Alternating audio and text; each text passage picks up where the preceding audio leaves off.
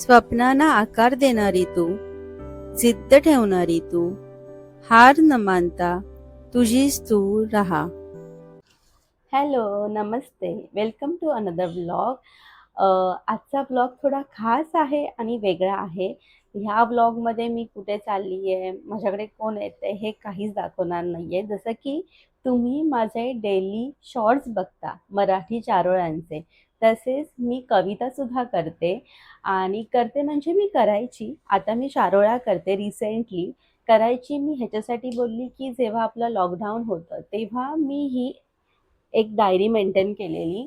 तर त्याच्यामध्ये मी असंच एक टाईमपास म्हणून मी माझ्या कविता, जे माझे मनाचे विचार आहेत, तर मी त्या कविता लिहून ठेवायची. आणि आय डोंट नो मला कसं काय ही इच्छा निर्माण झाली किंवा कशी आवड निर्माण झाली. तर एक चॅनल लागायचं. आता मला त्या चॅनलचं नावसुद्धा आठवत नाही आहे. तर मी त्याच्यावरती बघायची आणि ते असं ऐकून ना, असं मी स्वतःशी बोलायची.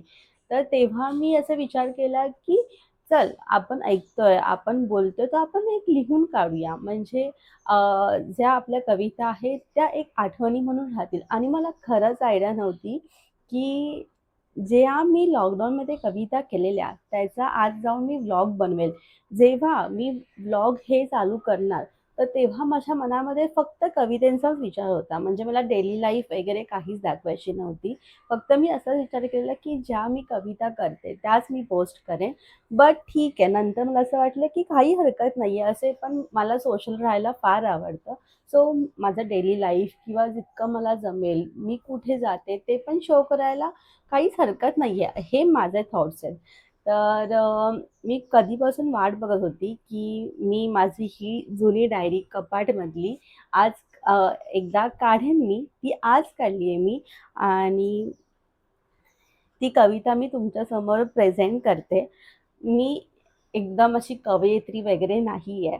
पण जितकं मला येतं, तितके जे माझे थॉट्स असतात, की माझे थॉट्स असे नाही किंवा जे मला असे आजूबाजूला दिसतात, माझ्या कुठल्या गोष्टी, तर त्याच्यावरून मला अशा कविता आठवतात. किंवा मी कवितेचं कधी-कधी जे पॉडकास्ट वगैरे असतात, ते सुद्धा बघते मी, ते सुद्धा ऐकते मी. मला खूप आवडतात आणि कविता ऐकायला आवडतात, कविता वाचायला आवडतात. इव्हन मला बुक्स रीडिंगसुद्धा आवडतात. बट आत्ता टाईम नाही भेटत तितका बुक्स वाचायला. बट फॉर शुअर मी लवकरच ते चालू करणार आहे. तर असं आहे की मी ॲक्च्युली खूप बोलत जाईन, पण आता आपण थोडं कवितेविषयी बोलूया. तर जेव्हा मी लॉकडाऊनमध्ये माझी पहिली कविता केलेली, तर तेव्हा आमची ॲनिव्हर्सरी होती. माझी आणि रोहितची लग्नाची ॲनिव्हर्सरी होती. तर तेव्हा आम्हाला जस्ट 3 वर्ष पूर्ण झालेली. आणि लॉकडाऊनमध्ये असं काय स्पेशल करता येईल, की जेणेकरून बोर जाणार नाही ॲनिव्हर्सरी. कारण की आम्ही प्रत्येक ईच ॲनिव्हर्सरीला आम्ही फिरायलाच जायचो. आणि तेव्हा लॉकडाऊन असल्या कारणामुळे की काय स्पेशल करता येईल, आता आपण घरी आहोत, तर काय करूया. तर तेव्हा मी असा प्लॅन केलेला, की आमच्या फ्लोअरवरती सर्वजण होते, त्यांना मी सांगितलं, की इव्हिनिंगला आपण छोटंसं सेलिब्रेशन करूया. हे रोहितला काही माहीत नव्हतं आणि तो त्याच्या कामामध्ये बिझी होता. त्याचं वर्क फ्रॉम होम होतं तेव्हा. तर माझे जे फ्रेंड्स होते, माझी जी फॅमिली होती, त्यांना मी सांगितलेलं, की छोटंसं इव्हिनिंगला आपण सेलिब्रेशन करूया. आणि तेव्हा मी माझ्या लग्नाचा आणि मी रोहितला पण फोर्स केलेला, की तू आज इव्हिनिंगला ना हे घालायचं आहे. म्हणजे जे आपले लग्नातले कपडे आहेत ना, ते आम्ही तिसऱ्या ॲनिव्हर्सरीला घातलेलं. तर असे खूप काही लोकं बोललेले पण, की तुमची तर 5वी ॲनिव्हर्सरी आहे, एवढी मोठी सेलिब्रेट करताय. बट ते असंच रँडमली मनामध्ये आलेलं. आणि तेव्हा मला असं वाटलेलं, की जी कवितेची सुरुवात आहे, ती माझ्या आणि रोहितच्या लग्नाच्या वाढदिवसानिमित्त मी सुरू करते. आणि ती मी ही पहिली कविता लिहिलेली. तर माझं असं झालं, ॲक्च्युअली मी आज तुम्हाला वेगळी कविता ऐकवणार होती. मी भरपूरशा कविता लिहिल्या आहेत लॉकडाऊनमध्ये. आणि नंतर पण लॉकडाऊन संपल्यानंतर, आफ्टर लॉकडाऊन माझ्या मनामध्ये खूप कविता होत्या. बट ते आमचं नवीन घराचं शिफ्टिंग होतं. सो मग एक खूप काही कामं आहेत. ते मी जे माझ्या डोक्यामध्ये होतं ते मी लिहून ठेवल्याच नाहीत कविता. तरी पण मला भरपूरशा, म्हणजे ही एक डायरीचं बोलाल तर ही एक डायरी आहे माझी. त्यातली अर्धी पेजेस माझे कविता लॉकडाऊनमध्ये मी लिहिलेल्या आहेत. तर माझी जी पहिली कविता आहे, जिथून मी सुरुवात केलेली, म्हणजे मी स्कूल टाईममध्ये या कॉलेज टाईममध्ये असंच रँडमली आय थिंक मी लिहायची. म्हणजे मी लिहायची नाही, पण असं मी करायची. वर्डिंग्स मला असे मी जुळवायचे, मतलब ना राईम जुळवायची मी. बट जी ऑफिशियली मी पहिली कविता लिहिली माझी, ती लॉकडाऊनमध्ये लिहिली आणि तेव्हा आमची ॲनिव्हर्सरी होती. ॲनिव्हर्सरी निमित्त मी रोहितला डेडिकेट केलेलं, जे माझ्या मनामध्ये होती ती आज ही पोयम किंवा कविता तुम्हाला मी प्रेझेंट करते तुमच्यासमोर ह्या व्लॉगमध्ये. सो आणि मी अगोदरच सांगितलं मी काय कवयित्री वगैरे नाही आहे, तर तुम्ही इतकं मला जज करू नका. बट जे माझे विचार आहेत ते मी लिहिलेलं. सो मी आता चालू करते कविता. कवितेचं हेडिंग आहे, नातं तुझं आणि माझं. सोबत तुझी हवी हवीशी, जशी सूर्य आणि तेजाची. जीवनाच्या वाटेवर कधी दूर लोटू नको मला, जसे पक्षी जाती सोडून आपल्याच पिल्लांना. सुखात तू तर दुःखात मी तुझ्या पुढे असावे, फक्त आयुष्यभर साथ देशील हेच तुझे वचन असावे. आयुष्य आहे आपलं भरपूर, फक्त हातात हात धरून चालत राहावे आपण, आयुष्यभर असंच जगावे आपण. 3 वर्ष सांभाळलंस मला, असाच पुढे सांभाळ कर माझा. फक्त माझ्या बडबडीला कंटाळून न जाता त्यात आनंद मान तुझा. मन म्हणतंय तुझ्यासाठी लिहत राहावं निरंतर. मन म्हणतंय तुझ्यासाठी लिहत राहावं निरंतर. पण जसं माझ्या बोलक्या स्वभावाला कंटाळतोस, तसं माझ्या कवितेला कंटाळलास तर. म्हणून म्हणते आता बस करते कविता.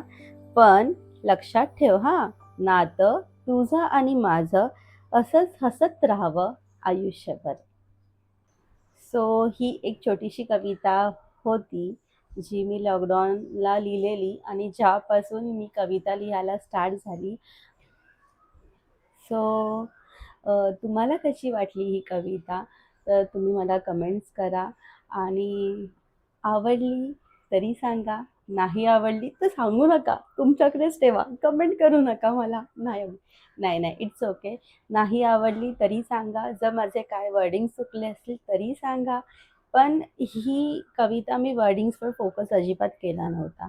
माझं फक्त इतकं होतं की आमची लॉकडाऊनमधली ॲनिव्हर्सरी खूप ब्युटिफुल सेलिब्रेशन त्याचं व्हावं, खूप ब्युटिफुली, खूप छान एकदम सेलिब्रेट व्हावी, की जी लक्षात राहील ॲनिव्हर्सरी. म्हणजे असं नको की लॉकडाऊन आहे यार, मी काहीच केलं नाही ॲनिव्हर्सरीला, असं नको होतं. आणि मला ना, म्हणजे माझा असा स्वभाव आहे ना, मला छोटे छोटे सेलिब्रेशन्स करायला खूप आवडतात. म्हणजे असं नाही आहे की सेलिब्रेशन करायला आपण कुठे मोठं, म्हणजे कुठे बाहेर जायला पाहिजे किंवा जास्त आपण पैसे खर्च केले पाहिजे तरच सेलिब्रेशन होतं. नाही, आपली फॅमिली असेल, आपले फ्रेंड्स असेल किंवा आपण दोघं असू, तर त्या मुमेंटला, त्या वेळेला आपल्याकडे काय काय अवेलेबल आहे, त्यानुसार आपण ती गोष्ट कशी सेलिब्रेट करतो हे आपल्यावर डिपेंड असतं सर्वस्वी. तर असं म्हणण्यापेक्षा की काहीच करू शकत नाही सेलिब्रेट, तर असा विचार करूया आपण की ह्या मुमेंटला पण आपण कसं सेलिब्रेट करू. आणि हे माझे थॉट्स आहेत. म्हणजे मला प्रत्येक छोटे छोटे सेलिब्रेशन्स खूप आवडतात. इवन रोहितला सुद्धा तितकंच तो हौशी आहे, तो तितकंच सेलिब्रेट करतो. बट दोघांमधलं जर कंपॅरिझन केलं तर मी जास्त हौशी आहे प्रत्येक गोष्टीला. बट तो कधी असं मला नाही नाही बोलत कोणत्या गोष्टीला. हां, तुला जे वाटतं ते तू कर. हां, कधी कधी नाही बोलतो तो, असं काही नाही आहे. आता ही व्हिडिओ बघताना त्याला असं वाटेल वा माझी तारीफच करते म्हणून. सो नाही, तो कधी कधी नाही बोलतो. बट तो पण हौशी आहे. सो ठीक आहे. आता हाच माझा कवितेचा ब्लॉग होता. तुम्हाला ही माझी कविता कशी वाटली, कविता म्हणण्यापेक्षा ह्या माझ्या फिलिंग्स होत्या. त्याला जे मी त्याच्याविषयी बोलली आहे त्या माझ्या फिलिंग्स होता. मी भरपूरशा कविता केल्या, त्यात तुम्हाला समजेल. सो तुम्हाला हा ब्लॉग कसा वाटला, माझ्या फिलिंग्स त्याच्याप्रती आहेत त्या कशा वाटल्या, त्या तुम्ही नक्कीच कमेंट करा. सो लाईक करा, शेअर करा आणि ड्रीमर आरोही ह्या चॅनलला सबस्क्राईब करा. सो आणि चारोही जे मी शॉर्ट्स टाकते त्याला पण तुम्ही खूप जास्त प्रेम करता, त्यासाठी खूप खूप थँक्यू. आणि मी ह्या तर माझ्या कविता आहेतच, पण आता मी खूप ट्राय करणार आहे की आता मी नवीन रिसेंटलीसुद्धा कविता बनवू आणि त्या त्या छान छान माझे विचार तुमच्यासमोर मांडू. सो ठीक आहे, be happy, work hard and make your dream come true.